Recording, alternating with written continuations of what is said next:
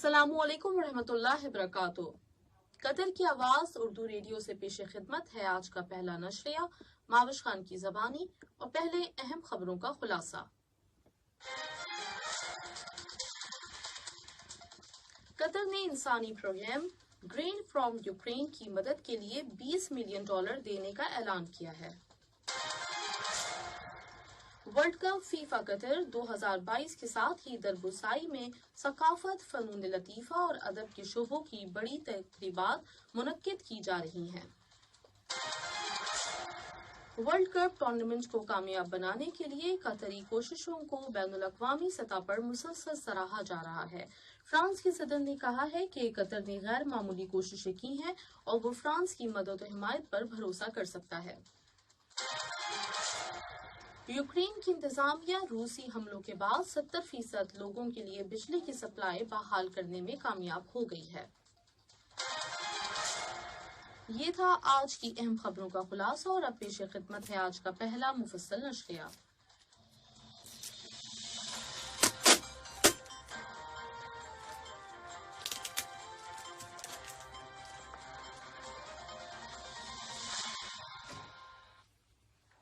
बिस्मिल्लाहिर्रहमानिर्रहीम। कतर ने इंसानी प्रोग्राम ग्रेन फ्रॉम यूक्रेन की मदद के लिए $20 मिलियन देने का ऐलान किया है।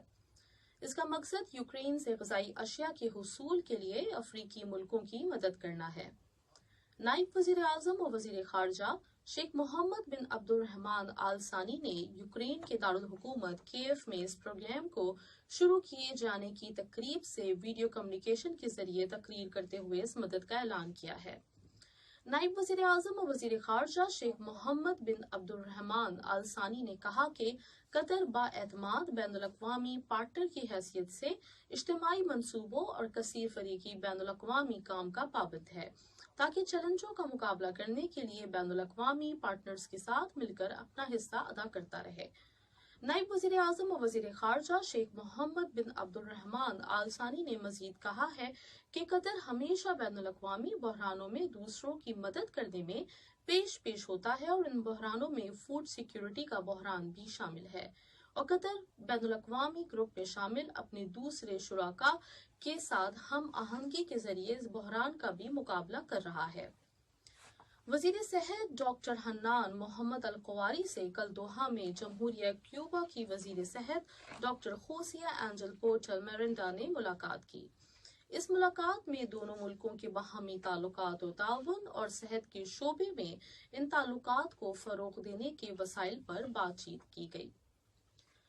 जमहूरिया कोसोवा की सदर डॉक्टर फियूज़ा उस्मानी से जमहूरिया कोसोवा के लिए कतर के गैर मुकीम सफ़ीर जनाब अली बिन अहमद अल मरी ने मुलाकात की है, जिसमें दोनों मुल्कों के दरमियान दो तरफ़ा ताल्लुकात और ताउन का जायजा लिया गया है।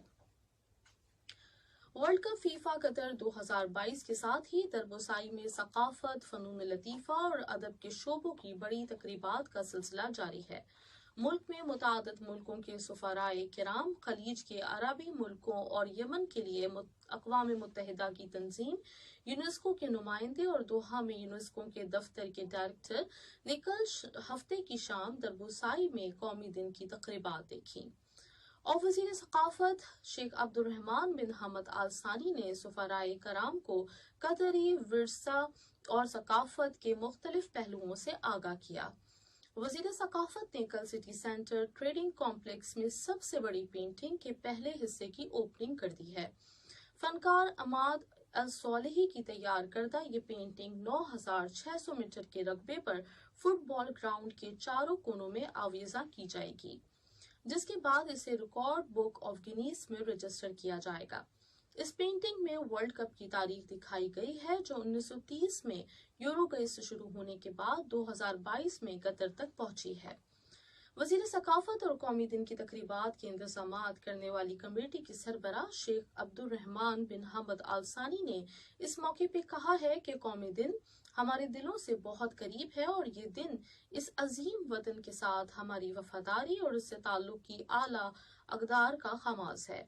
انہوں نے اس دن کی مختلف تقریبات کی تیاریوں اور دربسائی کے نئے اور مستقل ہیڈ کوارٹر کے افتتاح کے موقع پر اپنے فخر و اعزاز کا اظہار کرتے ہوئے کہا کہ یہ ہیڈ کوارٹر اہل قطر اور آئندہ آنے والی نسلوں کے لیے ایک مستقل ورثے اور ثقافت اور فنون لطیفہ کے ملاپ کا مقام ہے۔ قومی دن کی تقریبات کے انتظامات کرنے والی کمیٹی کے سپروائزر ڈاکٹر غانم مبارک العالی نے کہا کہ دربوسائی میں اس سال ورلڈ کپ سے متعلقہ تقریبات اور ایونٹس کے ساتھ ساتھ بہت سی ثقافتی تقریبات منعقد کی جا رہی ہیں جن میں ایک تنوع پایا جاتا ہے اور ان کا مقصد قطری کلچر اور اصل قطری ورثے کو متعارف کرانا ہے۔ کل دربوسائی کے پہلے دن ایک تھیٹر شو، ایک کیمل شو اور ورثے پر مشتمل کئی پروگراموں پر مشتمل پرفارمنس کا مظاہرہ کیا گیا، گویا کہ ورثے کی ایک شاندار پینٹنگ دکھائی جا رہی ہو جس میں قطر کے بری اور بحری ورثے کو یکجا کر دیا گیا ہے۔ سال 2022 کے قومی دن کا لوگو ہے ہماری وحدت ہماری طاقت ہے۔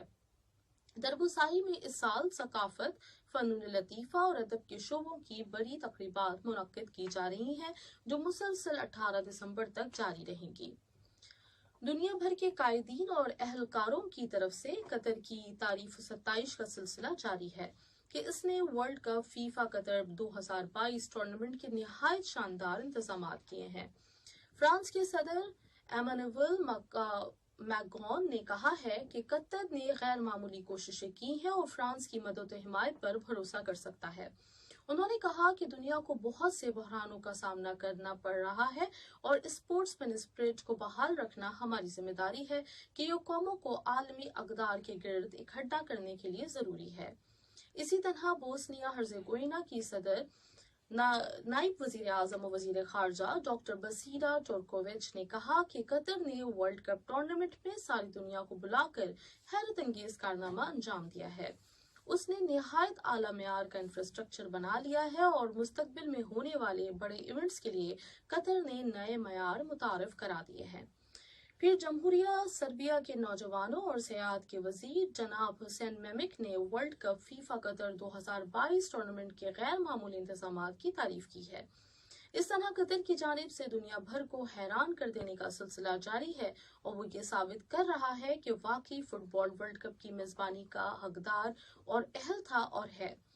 اس نے میزبانی اہل ہونے کی بنا پر ہی حاصل کی تھی بلکہ قطر نے تو ورلڈ کپ کی ایک نئی تاریخ رقم کر دی ہے۔ ورثے اور منصوبوں کی سپریم کمیٹی میں رابطوں اور میڈیا کے ادارے کی سی ای او محترمہ فاطمہ النعیمی نے زور دے کے کہا ہے کہ فیفا قطر 2022 نے اس کے میچوں میں پبلک اور تماشائیوں کی حاضری کے لحاظ سے بھی اپنی کامیابی ثابت کر دکھائی اور فٹ بال کے مقابلوں میں پبلک کی آمد میں اسٹیڈیمز کی سیٹیں 94% تک پر ہیں اور اتنی تعداد کا مقابلوں کے دوران اسٹیڈیمز میں موجود ہونا اس ٹورنامنٹ کی بڑی کامیابی ہے۔ انتہا پسند دائیں بازو سے تعلق رکھنے والا اسرائیلی سیاستدان ایتمار بن غفیر اب پولیس کا وزیر بن گیا ہے جس کے لیے اس نے نامزد وزیر اعظم اور لیکوڈ پارٹی کے صدر بنیامن نتن یاہو کے ساتھ ایک سمجھوتے پر دستخط کیے تھے۔ اب عام خیال یہی ہے کہ سمجھوتے کے بعد بنائی جانے والی اسرائیلی حکومت اسرائیل کی تاریخ کی سب سے زیادہ مضبوط اور سخت حکومت ہوگی اور یہ یقینی ہے کہ بن غفیر مقبوضہ مغربی کنارے اور غزہ کی پٹی میں زیادہ انتہا پسندی کا مظاہرہ کرے گا۔ دیر اثنا فلسطینی وزیر خارجہ ریاض المالکی نے اعلان کیا ہے کہ اسرائیل کی اگلی مخلوط اور اتحادی حکومت کے مقابلے کے لیے بھرپور سیاسی سرگرمی کا مظاہرہ کیا جائے گا۔ انہوں نے فلسطینی اندازوں کے مطابق کہا کہ اسرائیل کا یہ نیا اتحاد فلسطینی اور علاقائی صورتحال کے لیے انتہائی منفی اور نیگیٹو ہوگا اور فلسطینی قیادت عرب لیگ کا ہنگامی اجلاس بلانے کی درخواست دینے والے ہیں تاکہ سلامتی کونسل کا ہنگامی اجلاس بلانے کی درخواست دینے کے لیے ایک مشترکہ عربی تصور تیار کیا جا سکے اور اسرائیل کی اگلی حکومت کے خلاف ایک مضبوط بین الاقوامی رد عمل تیار کرایا جا سکے۔ تیونس میں قانون ساز اسمبلی کے لیے انتخابی مہم جاری ہے جس میں 161 سیٹوں کے لیے 1055 امیدوار میدان میں اترے ہیں اور ان میں زیادہ تر نام سیاست کے میدان میں نئے ہیں۔ ट्यूनिस के मौजूदा सदर ने गुज़िश्ता साल पार्लियामेंट मंसूब कर देने के बाद कानून साजी और आमला दोनों शोबों के इख्तियारात अपने हाथों में ले लिए थे और उसके बाद से ये वहाँ के पहले पार्लिमानी इंतखाबात होंगे। ट्यूनिस की हस्ब इख्तलाफ की पार्टियों ने नए इंतखाबी कानून के खिलाफ एहतजाज करते हुए इन इंतखाबात के बाइकॉट का ऐलान कर दिया है। उनका कहना है कि इस कानून के जरिए तो एक फर्द की हुकूमत कायम की जा रही है जिसमें पार्लियामेंट के पास कोई इख्तियारात नहीं होंगे। इस कानून में सियासी पार्टियों का किरदार बहुत महदूद कर दिया गया है और सियासी जिंदगी में उनकी शिरकत पर पाबंदियां आयद कर दी गई हैं। पाकिस्तान के साबिक वजीर आजम और तहरीक इंसाफ के सदर इमरान खान ने मुल्क की तमाम असम्बलियों से इस्तीफा देने और इस्लामाबाद ना जाने का फैसला कर लिया। रावलपिंडी में एक बहुत बड़े जलसा आम से खिताब करते हुए उन्होंने कहा कि फैसला कर लिया है कि अब इस नाम में नहीं रहना। हम तमाम असम्बलियों से निकलने लगे हैं। वजीर आला से बात कर ली है, पार्लिमानी कमेटी से बात कर रहा हूँ। बजाय तोड़ फोड़ करें, इससे बेहतर है कि इस निज़ाम से बाहर निकलें। इमरान खान ने कहा है कि आज यहाँ इलेक्शन करवाने के लिए प्रेशर डालने आया था। मेरी पूरी कोशिश रही कि मुल्क में किसी किस्म का इंतशार पैदा ना करूं। अगर तोड़फोड़ शुरू हुई तो सबके हाथ से गेम निकल जाएगा। फैसला किया है कि भरने के लिए इस्लामाबाद नहीं जा रहे। इमरान खान ने कहा कि ये अरबों रुपए के केसेस रोज माफ करवा रहे हैं। गरीब लोग जेलों में हैं। क्या आपको खौफे खुदा नहीं कि मालिक को एक दिन जवाब देना है? एक एक बड़े डाकू के केस खत्म हो रहे हैं, आप कैसे रातों को सोते हैं? इमरान खान ने कहा कि अपने दौरे हुकूमत में सिर्फ एक जगह फेल हुआ कि ताकतवर को कानून के नीचे नहीं ला सका। इसकी वजह ये थी कि नैब मेरे कंट्रोल में नहीं था। पाकिस्तान आज एक फैसला कुन दौराहे पर खड़ा है। इमरान खान ने कहा कि हमने 6,1500 अरब का रिकॉर्ड टैक्स जमा किया। अब जब से ये लोग आए हैं महंगाई बहुत ज्यादा बढ़ गई है। यूक्रेन की इंतजामिया ने कई मिलियन बाशिंदों के लिए बिजली बतदरीज बहाल कर दी है, जबकि रूस ने फिजाई हमलों के जरिए वहां के बिजली घरों को बहुत ज्यादा नुकसान पहुंचा दिया था और शहरों के शहर अंधेरे में डूब गए थे। अब इंतजामिया मुल्क के 4 एटमी बिजली घरों को आपस में जोड़ देने में कामयाब हो गई है। यूक्रेन में बिजली की कौमी कंपनी ने बताया है कि अब इस वक्त मुल्क में बिजली की 30% शॉर्टेज है। उसने अवाम से अपील की है कि वो बिजली के इस्तेमाल में किफायत शेयारी अपनाए।